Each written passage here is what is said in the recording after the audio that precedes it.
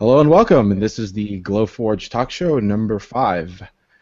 Today we have Ben, Hello. Rebecca, Hi, folks. and Philip. How's it going? And this past topic was obviously Maker Faire, which Rebecca was grateful enough to go and to kind of do some basic recon for us. And how did that go for you? Maker Faire was awesome. You know, I'd never been to a Maker Faire before, and I just couldn't believe everything that was there. But of course, when I first got there, I headed straight to the Glowforge booth to see what was going on, and so that was pretty darn cool to kind of be there before the crowds got there. Right? But you did meet somebody who happens to be in the room right now. That's right. One of the very first people I met was Dan Shapiro, Glowforge. Hello, Hey, Mr. Rebecca. Hi, Dan. It was absolutely a delight to actually get to meet you in person, along with a whole bunch of other awesome folks from the forum. JBV and Jacob and Jacob Turner and endless other folks who I'm going to space in their forum names right now. But wow, it was a treat. We had hundreds of owners come through. That's pretty cool. That's pretty cool. So was there any particular, how can I say this? It's a question I've been wanting to ask, but I'll save that for later. So we'll go ahead and show some of the pictures that Rebecca was grateful enough to take. So this is obviously the Glowforge Talk Show logo that I believe Dan was able to cut that out, or was that somebody else? Oh, that was Dan that cut that out. And it looks pretty good. And that was from basically taking a piece of paper, placing it in the work area, and then scanning it, engraving it. Yeah, that's right. We put the paper down, traced it, shrunk it, and then put it on a piece of proof-grade walnut. You can see that nice sheen there from the pre-finished surface. Nice. And oh, so this is the one with the masking tape on it, and you peeled everything off. Yeah, I just actually ran over and grabbed a little piece right here. You can see this is also the same stuff, walnut. It's got the, oh, sorry, I wasn't showing there. So you can see the walnut underneath the double-sided protective tape. Okay. That's cool. I have a question for you regarding proof grade. So how does it know, like, what material it is? Is there going to be like QR codes all over the sticky side, or? Yeah, but that would look ugly and ridiculous, so we're going to be printing them in UV ink. So you don't actually see them, but it can pick it up automatically. But they're going to be tiled, I'm assuming, so you don't cut off the... Okay. Exactly. So as long as you have a reasonable piece left, we'll be able to pick it up. Cool. Awesome. And you can still probably pick out from a menu if, for some reason, you decide to peel the paper off, right? Exactly. Right. You can override if you need to and say, oh, that's this stuff. Awesome. And you could still also do custom profiles too, right? If you have your own. Yeah, you can go in. Right. You can go add in your own speeds and feeds if you want to do something unusual. If you want to, like, maybe you want to try something different with the proof grade material. Maybe you want to go get something from the local Home Depot, or maybe you want to, like, put a rock in from the garden and engrave it, which I've done and works great. It's actually very forgiving. It's one of the easiest things to get right. Oh, really? Yeah. So one other question that we kind of had internally. So if I come up with a formula for some junky plywood for Home Depot, is that something I can share? As in, so like, it's not hard because it's just a couple of numbers. Okay. But because somebody else's junky Home Depot plywood is going to be different from yours, we don't want to give people the disappointing experience of, like, oh, hey, Home Depot plywood, here we go, and it doesn't work. So the way to do that is to say, I went to this Home Depot plywood, here's a picture of it, here's what it looks like, you know, it had this sticker on it and this brand, and then here are the 3 numbers that you need to know to do it. Okay, awesome. And quick disclaimer to Home Depot, not all your plywood is junky. That was just a little quick statement there.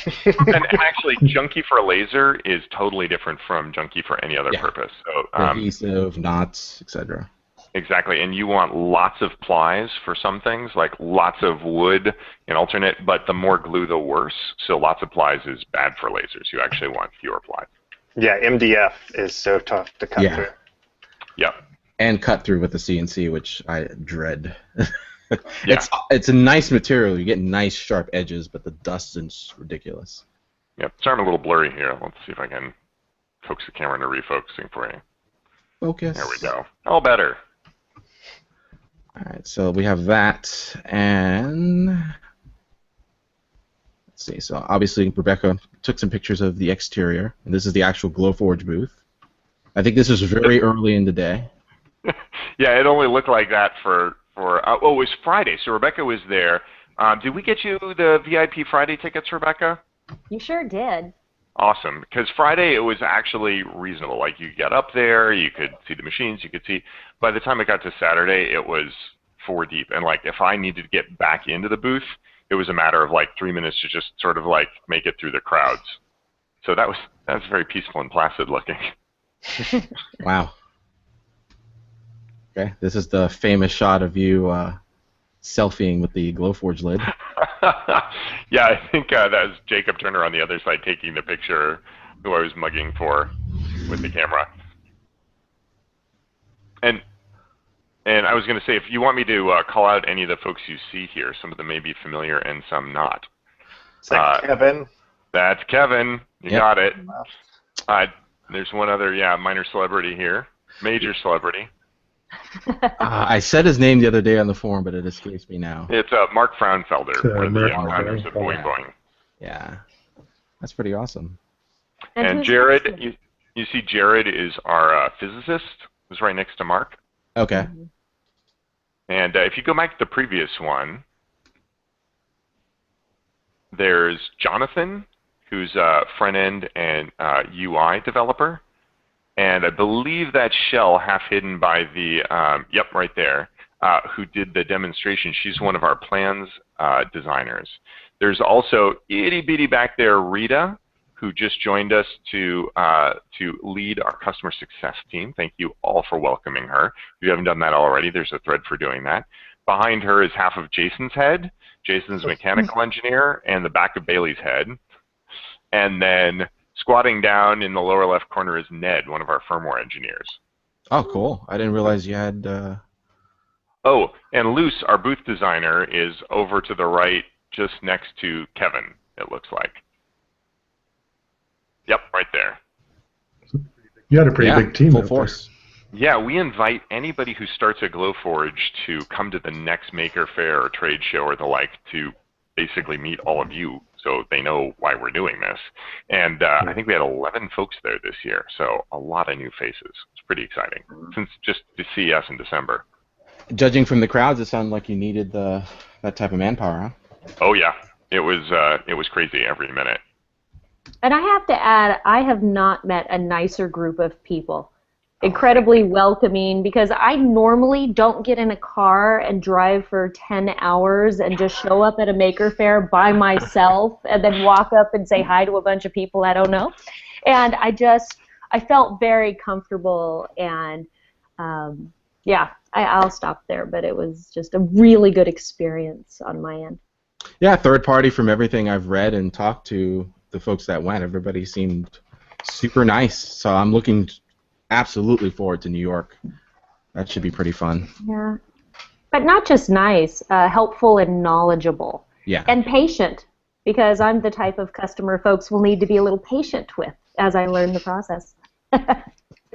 We say it all the time at Glowforge. It's one of the things that just comes up over and over again. We have the best customers.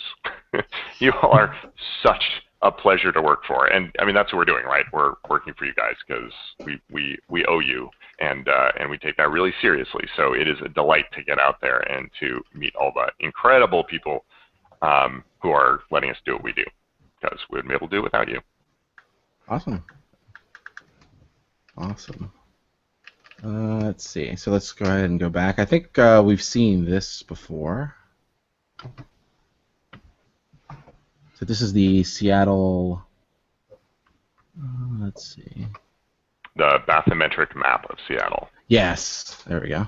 And you can kind of see in this one, those bridges actually go over the water. Like, they're hollow underneath. You could stick your finger under them. You can see the shadow. Right That's there. cool. That's pretty cool.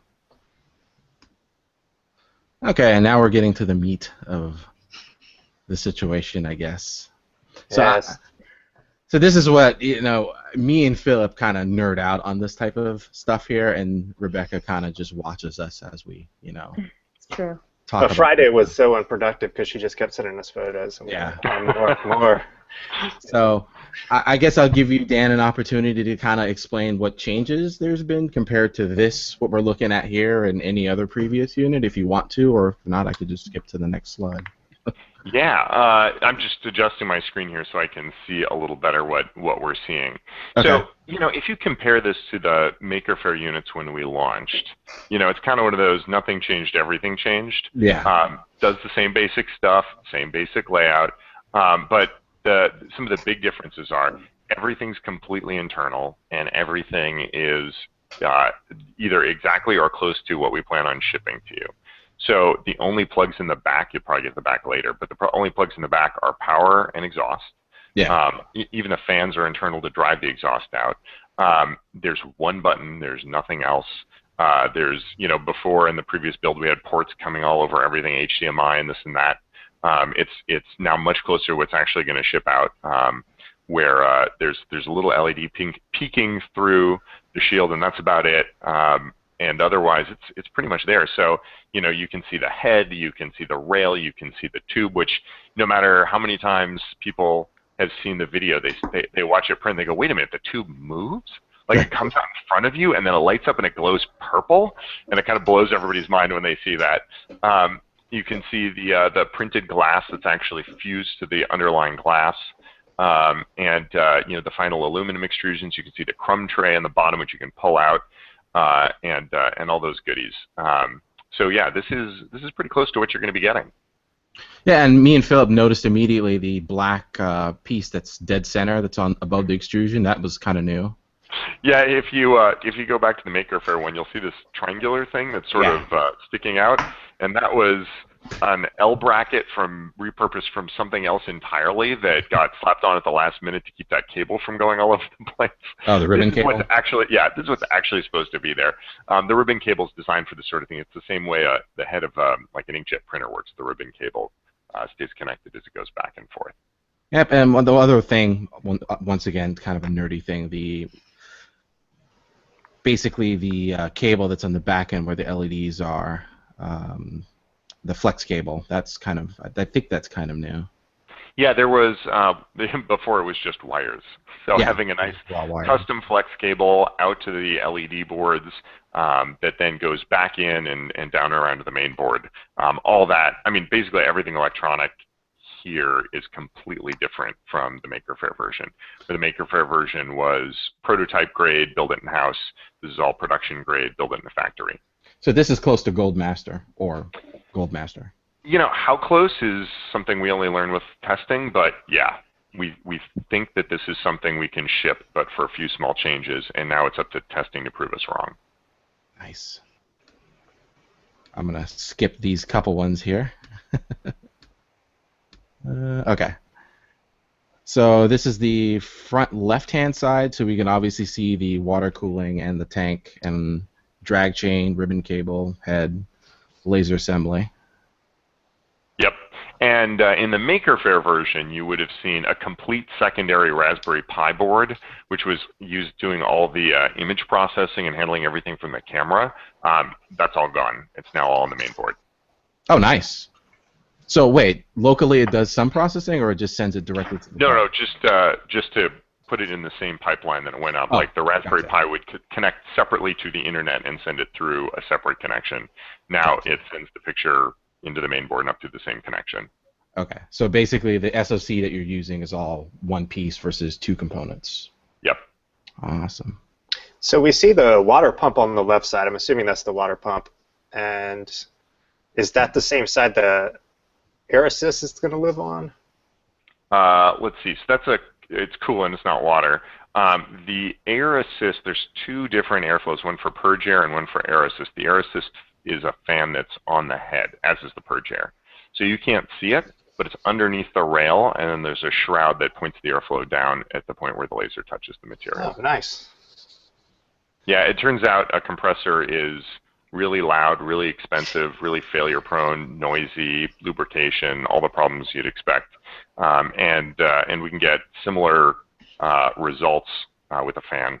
So it was one of the things we did early on as a measure to help get the price down to where it was, instead of the aquarium pump compressor thing off board that has to push compressed air through a chain carrier and all the way up.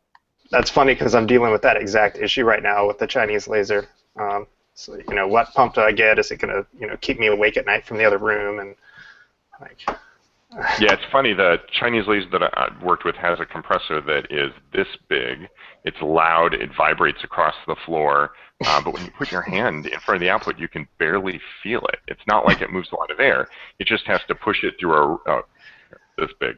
It just has to push it through a really long tube because it has to go from the floor all the way through the plumbing of the machine, through the chain carrier down to the head. And since it has to push all that pressure, you need a powerful motor, pancake compressor, the whole 9 yards. So by using a fan instead, we're moving more air over a very short distance with less static pressure. So basically you have 2 high-flow fans that's directly on the business end of the Glowforge.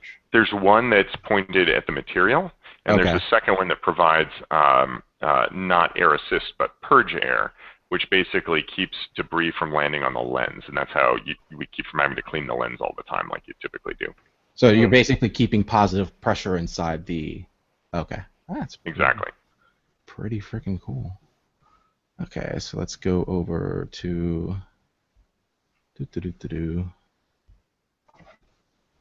Okay, so basically a closer shot of the coolant. So I know somebody's going to ask this once we post this in the forums, but the coolant is basically closed loop and it's not end user anything, right? It's a sealed system. Yeah, I think we have some ideas for how that if it becomes necessary to service, that we can help people do that, but it's designed to run without service.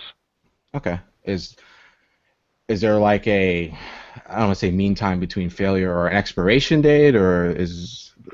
Yeah, it should be good indefinitely, and and we don't expect evaporation over multi-year lifetime to be a problem. That's all ratings the tubing and everything else. But again, we have some backup plans in case there's problems where we don't have to go replace the whole unit, where we could have you top it up or do something like that yourself. We're still figuring out the long-term service and support strategies to make sure everybody's Glowforges keep humming. But that's good that you're working on a system that has a long life like that. I mean, that is pretty cool. I mean, I've dealt with other types of basically the K40s and the clones like that, and the coolant's kind of a pain in the butt. So that's good that you're coming up with a solution that's kind of, I don't want to say idiot-proof, but long stamina, long life, and nothing that the end user needs to worry about immediately. Well, I also don't have to keep a bucket on the floor. Yeah, that's true. Which is great. Yeah. So it's a self-sealed... Oh, go ahead. I was going to say, without naming names, I know there's at least one company whose business plan involves selling as many replacement optics as they can. And I say that because the designer said one of the design parameters was to make sure the optics get dirty as quickly as possible. And we're take very much the opposite tact of, like, your laser should run for its useful lifetime as long as it can without any service and support. And if you want to give us more money over the lifetime of your laser, it should be because we're delivering more awesome to you, like proof-grade materials and plans and things like that, not because the damn thing broke and you have to go repair it. I'm just wondering how long it's going to take for the market to start shifting after after this comes out. Is it going to be a new bar set? Most likely. Most likely. Okay, so let's see. The next image here. So that's the close-up of. I think that is not the power supply, right? There's another one below. You're seeing the end of the laser tube and the top of a power supply. Oh, so that is the new power supply. Yep. Okay, so that's really big because the actual NEMA. I don't remember the spec of the power cord. That's way below in the unit, so that's like all the way at the top. So that's a big power supply. Yeah, there's a lot going on in there. What I think some people were surprised that the power supply was complicated. What's important to know is that it has to be run at 20,000 volts safely and precisely, and so that turns out to be a lot more complicated than running just your computer. Yeah.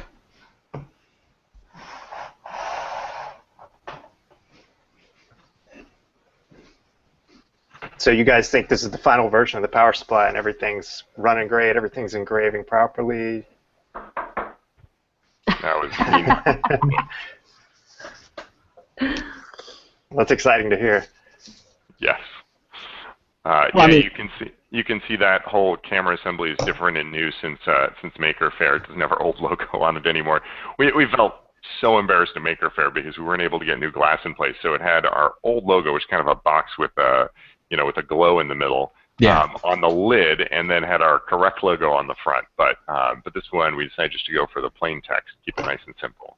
And that's the actual camera, as well as some other magic in that package that I can't talk about just yet. But there's lights on it now. Oh yeah, there's headlights. If you see it when it's open, those help us calibrate better. You've probably seen, well, if you were at Maker Faire, you might have seen us shining flashlights on it while we calibrate the head. And so those spotlights are going to help that go away completely, so we can see the head when it passes underneath and calibrate from it. Nice. It's pretty cool. Okay, I'm scooting over here. Okay. So let's see. And then we have the little magnetic read sensors in the front. I'm assuming that's for the pass-through. That is to turn everything off if you open the door. Oh, the pass-through doors or the lid? No, just the main lid. If you lift up the lid, then there's two different sensors to make absolutely sure that that we will interrupt and pause whatever you're doing when you open. So kind of, sort of like an e-stop, sort of. Yeah, yeah. Does everything stop, or does it just turn off the laser? Right now, so it used to be a turn off the laser and keep going. Now it will gracefully sort of return to home, and we have some fun new stuff that we're working on for that. But if it's in the middle of an op, it's going to definitely stop with the lid open. Right now, as soon as you open it, it's going to return back up to the corner. Turn off the laser and return to the corner. And then if you close it back again, does it just resume what it was doing before, or do you have to hit the button again? Right now, if you do that, you've interrupted your cut and you have to start over from zero. Ah, okay. So that's an interesting question. So if that scenario does happen and you don't move the material, will it kind of safely go back to the same location, or do you need to open the software and kind of Right now, everything? It's the same as if you just cancel the cut. So you could restart the cut, and you could say, don't do the parts I already did, do the new parts, etc. Okay. The one I use at the library, it basically, as soon as you open the lid, turns off the laser, but the head keeps moving. So it's kind of weird. So if you close the lid, it keeps going, and like the laser comes back on, but you've missed part of your cut. So. Yep, the Chinese laser that I've used is the same. I think they're... Oh, hey, you got the shot. There we go. Yeah. Two plugs. Yep. So power switch. I'm not sure if there was a physical switch there before, but obviously there's a physical switch, and then the exhaust for either the exhaust, and I'm assuming the filter system that you guys also offer connects to that also, or is it a pass-through underneath? Yeah, if you get the air filter, which comes standard with the Pro or is an extra add-on with the Basic, then it sits underneath the whole thing. It makes it about 7 inches taller, and there's like a U-shaped connector that will grab the exhaust and pull it in to clean it. Awesome. Okay. I think that was a little bit of a confusion too in the forum, so that's good that you got a good clarification. Yeah, if you see the video, the version that it doesn't show the back, but the version that's sitting on in the sort of brick apartment desk, has one of our early case designs of the filter on it. It gives you kind of an idea of what it's looked like. We had these lovely cards at Maker Faire, these lovely postcards. And then so basically it's like a C connector, for lack of a better term, that connects the filter. Okay.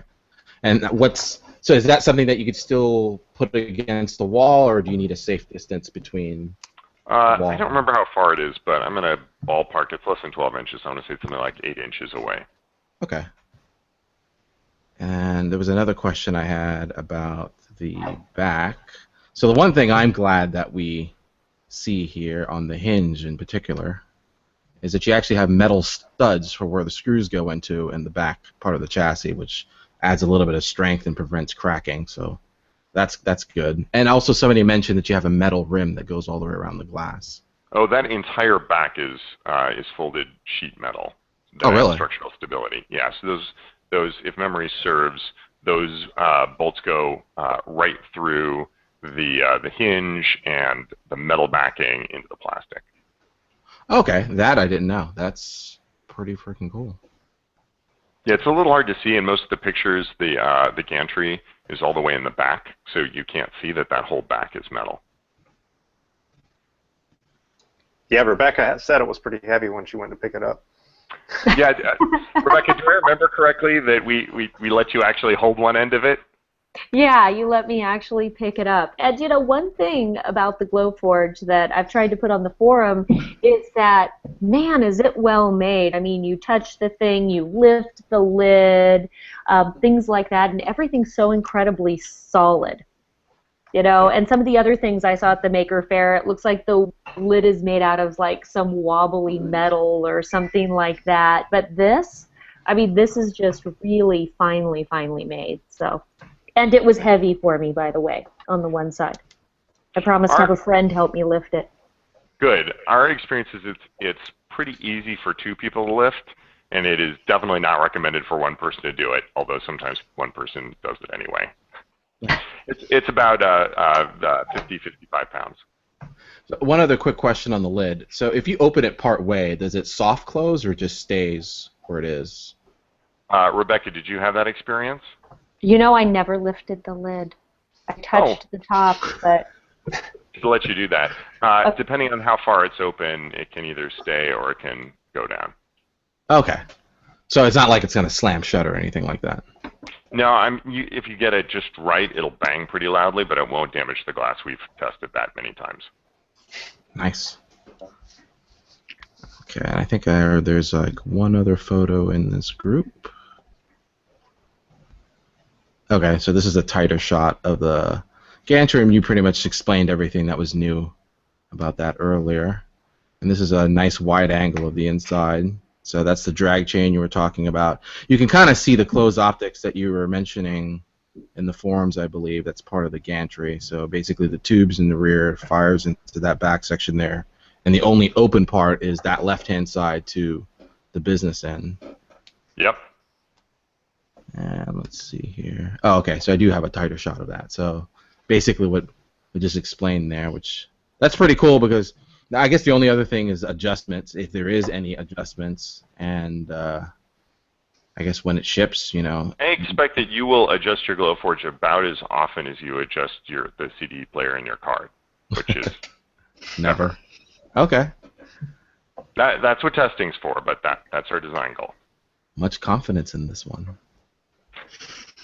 We try. But that's good, though. I mean, as Philip said, I helped my sister set up a K40, and it was a pain. It was not an easy endeavor.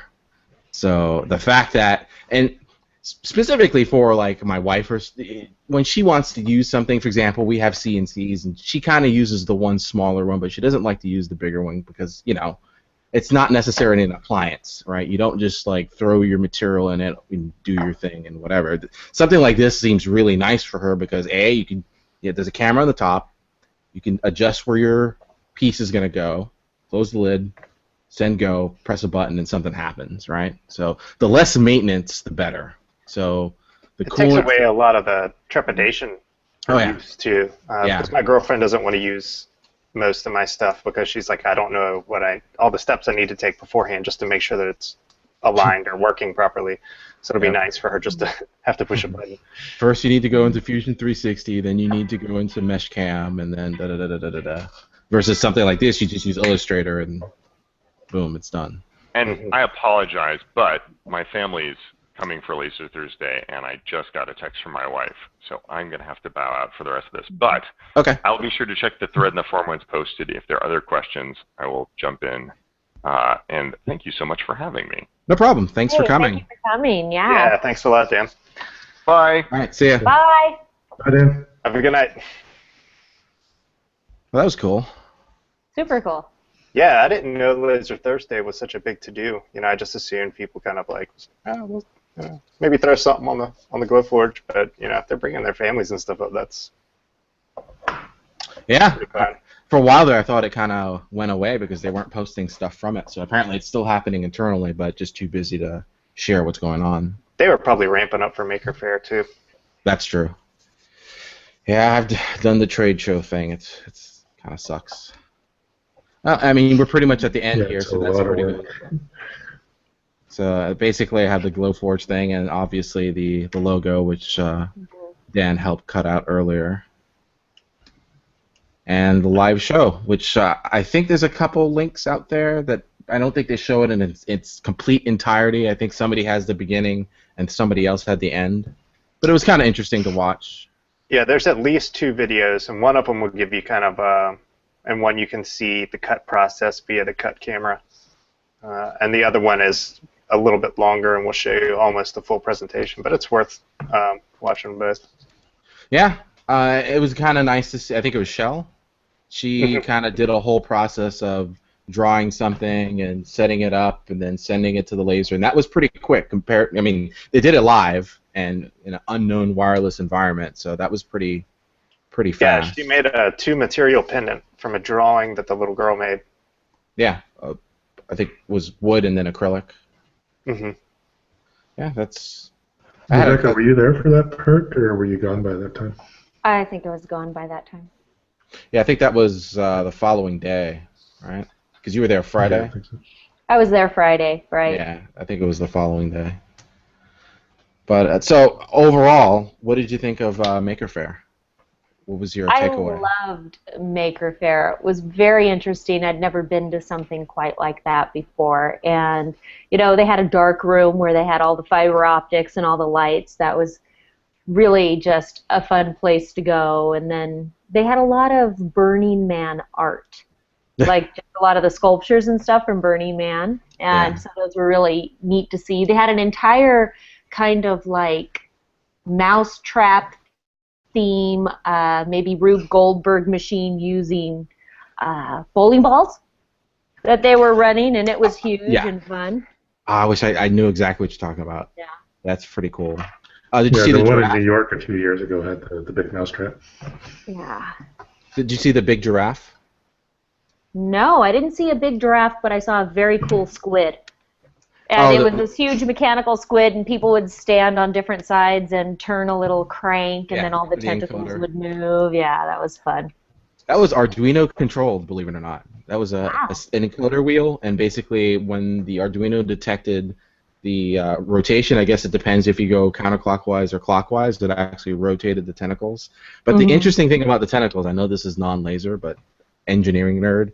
So those tentacles were basically pre-bent static rods, and they're just rotating inside of, for lack of a better term, pillow blocks, which are basically a rod inside of a bearing, which gives you the illusion of it squiggling around. It was really freaking cool. And it was all recycled parts.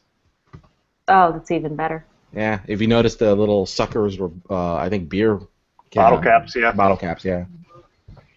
Yeah, I did go by the Birdhouse Booth.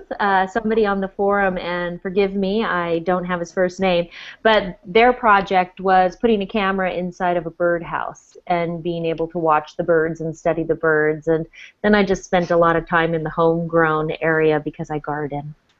And beekeep. And I beekeep, yes. They had some bees in there. That was not as exciting as normally it would be because I get to actually touch the bees myself, and there they were behind plastic. So they frowned upon touching the bees for some reason. Yeah. Are you going to get a bee cam? Bee cam? Yeah, no, I probably not. Bees are kind of industrious, and anything they don't like, they tend to chew away or cover with propolis or something. So. Wouldn't last too long. Wow. Yeah. But all in all, good time.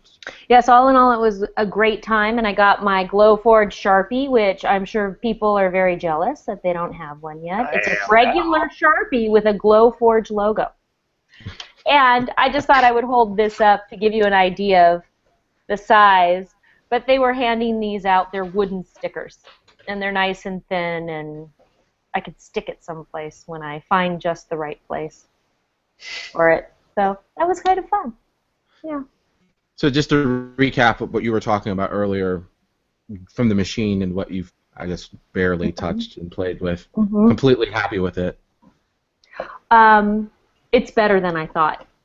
I don't know what I wasn't quite sure what I thought, but at the price point and everything, I thought maybe it'll be flimsy plastic, or maybe it won't have all the metal, and maybe I just wasn't sure. And then when I saw it, it was just a moment of, oh, like, oh, I just, yeah. I don't like to compare brands to other brands necessarily, but it was almost like an Apple product, just sleek and cool and well-made, and it didn't seem like anything was chintzy at all. So more polished, less prototypey. Right, it was completely polished, and just the thickness of the materials. Maybe I just don't have the right language to explain it. Even the glass seems about the right thickness. It doesn't feel like it's so thin on the top that I might have a problem with it in the future, if that makes sense. Huh? Nice, thick, yeah. So basically sturdy. Substantial. Yes. Yeah. Substantial, yes. Now, speaking of chassis, I didn't know that the rear was also sheet metal, so that was a little bit of a informational nugget that we got there. Didn't know that. And we're all, well, me and Philip and Ben were armchair quarterbacking, right? We're just looking at pictures, so right. I didn't know. I mean, I'll look back at that photo later, but it looks like it's just a continuous piece of that plastic, but apparently it's metal. That's good, because over time, man, when you have ABS, you get stress cracks. That's why I was glad to see the metal studs back there, but if the whole thing is sheet metal, that's good. Well, that's awesome. That's awesome. So any takeaways, or is there anything that's interesting in the forums now that we want to touch upon? Off the top of my head, yeah, there's a lot of people picking up secondary lasers to play with, but... Oh, that's true. We have the K40 and the Red Sail, the 3060, I think, and Josh Forge 2 is apparently back in the wild. Yes, Josh Forge 2 is in play. So hopefully we'll see some stuff from him shortly. Yeah. But, I mean, I'm glad that one of us was able to go and actually see this thing and know it's... I mean, it's not like we doubted that it was not a physical object, but, to kind of touch it and see it in action. Pictures. Yeah. No, that was... I'm not going to lie, that was freaking awesome. Yeah. To see real time all of that happening. That was pretty cool. Okay, because I felt a little guilty going because I wouldn't know all the technical aspects. People are going to ask me questions, and I'll be like, there was glass and metal, and it looked cool, and it was heavy, and... No, you did fine. I mean, you got the angles that I asked, and that was it. Okay. That was perfect. I can follow directions, which bodes well for when I use the Glowforge. Yes. And then kind of Dan filled in the blanks a little bit there, which was awesome. Yeah. There was a couple I was like, should I? That's why I kind of skipped over the more technical stuff, like the type of wheels and all that stuff. I kind of wanted to get over a nice overview, but yeah, I'm glad. I mean, we did get additional information. For example, the air assist, that was awesome. More information about the coolant. More information on how the filter connects to the main body of the unit. At first, when I first saw it, I thought it was a pass-through directly inside the unit, but instead it's an external C-shaped bracket, which is fine. So it saves a lot of trouble. Yeah. I mean, that's just a lot of extra engineering they have to put together, and then you have something that'll break if you don't have the filter underneath it or something. So. Well, and the other thing too is if it's a trap door type scenario, you need to make sure it's airtight when it's not in use, right? So it's just easier to use the outlet that's already there. So I was going to say, I am very happy to hear that they're making it so it doesn't break easily. Yes. I mean, really, if something on a laser or a cutter or something went out, that would be kind of difficult for me to fix just because I don't have a lot of experience. And then, of course, I would try to fix it because that's how I am, and who knows what I would do and come up with. And so that instills just a ton of confidence in me. Well, even with experience, it's still a pain in the butt to have to deal with that stuff. So yeah, exactly. You want to spend your time with your laser actually making things, not fixing it or maintaining it.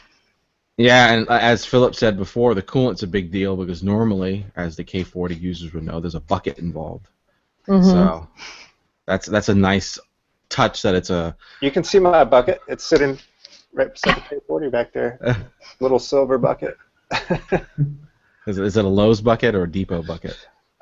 No, it's a double boiler I got from some, I don't know, some cheap store. Oh. I was using it to acetone bathe my 3D prints. Now it's my water cooling bucket. It's your reservoir. Mm-hmm. But, I mean, that's just a tip of the iceberg of other types of issues that you get with that. I mean, there's also motion controller issues, and I'm talking about out of the box, and then optics issues. If you go to lightobjects.org or .com, there's an entire section of just upgrades for the K40. There's an entire market for upgrades for the K40. So, yep, good. I said I got an air assist head yesterday, and I went to put it in, and it's reflecting light off the cone, so I'm getting double beams when I cut. It's just a pain. So I'm going to have to go back and realign everything. Yep. Wow. So that's what we're trying to avoid, and I'm sure that's what Dan is aiming for us to not have to do. Basically, I love to not have to do this. So once again, Rebecca, this is on you. So when you received yours, I know you said that you needed help to get it in the house. So once you get it set up, how long before you cut your first widget? As soon as I can grab a design and. But that's going to be an interesting benchmark, right? Because. Oh yeah. When I'm sure Philip, were you able to cut anything the first day you got it? Me? No. Yeah. Okay. So that's going to be the interesting benchmark. I mean, I bet I probably could have, but only in the top left corner. Oh, because your gantry was twisted, right? Yeah. So that's interesting. And then we did ask about realignment, and he made the CD. How often do you realign the CD player in your car? Yeah. We'll see. We'll see. Dan says what I like to hear about the Glowforge. Except for shipping date. I'm waiting. Yeah, that's kind of the first question I was going to ask, but I figured that was not a good idea to leave with that, so I digress. So I just I don't think there's going to be any change. If anything, it's just going to be a pleasant surprise when it comes out. Yeah. Yeah. But, well, as usual, this was fun. It was nice to have a guest, and it was nice to have somebody that actually went to the Maker Faire to kind of give us a first hand and give us a play-by-play of everything that happened, which was, once again, Rebecca, that was freaking awesome. Or at least shot by shot. Yeah. Yes, that was in focus and on perspective. But yes, it was awesome. So I thank you. So the next thing will be New York, which will be on me and Philip. That's right. So we can't screw that up. We have to one-upper. You realize this, right? It'll probably be pretty easy. Live stream. Well, yeah, no, but we'll see. Yeah, we can do some editing. It'll be fun though, man. I can't wait. Oh yeah, this is gonna be glorious. But it's all the way out in October 1st and 2nd, Saturday, Sunday. So if you're on the East Coast and you're planning on going, go. Rebecca approves. Well, as usual, this was fun. And once again, this was, I believe this was number 5. I don't think I said the show number in the very beginning. You did. You said 5. Oh, I did. Okay, so it's number 5. Title to be determined. So, all right. Well, everybody have a good night. Yes, thank you. We'll do this again. Good night. Night. See you guys. Good night, everyone. Bye.